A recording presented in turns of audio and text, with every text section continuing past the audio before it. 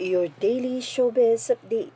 Sa kabila nga ng hiwalayan ni Catherine Bernardo at Daniel Padilla na sobrang ang pinag-usapan sa social media at ilang buwan din na nag-viral dahil na rin ang mga fans ay nalungkot sa naging desisyon ni Catherine Bernardo na tapusin na nga ang relasyon nito sa 11 years kay Daniel Padilla. Sa kabila ng panunuyo ng aktor ay hindi na nga pumayag pa si Catherine.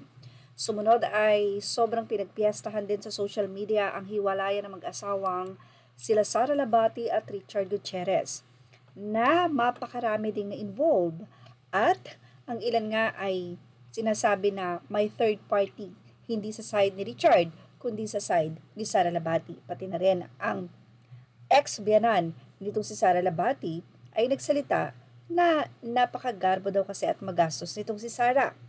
Well, ang panghuli na ngayon ay pinag-uusapan pa rin sa social media at isa rin sa kinalungkutan ng kanilang mga fans ay ang paghihiwalay nila Dominic Roque at Bea Alonso.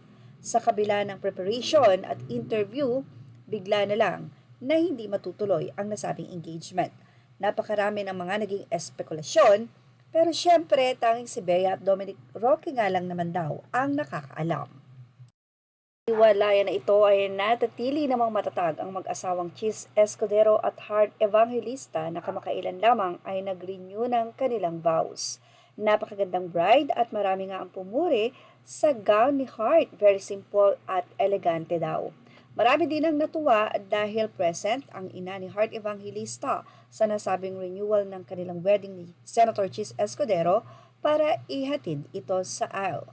Well, marami po ang natutuwa na sa kabila ng hiwalayan na nangyayari ngayon sa showbiz industry ay nananatiling matatag ang mag-asawang Senator Chis Escudero at Heart Evangelista. Mukhang kailangan yata ng mga advices nila Heart at Chis sa dami ng dagok sa buhay.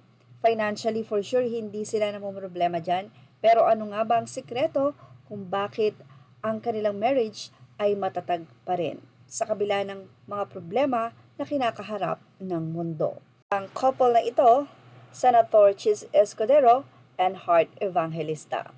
Ano po masasabi nyo sa ating update na ito? Siyempre, ilagay lang ang inyong opinion sa ating comment section. Images are all credit to the rightful owners and thank you for watching Showbiz Talk.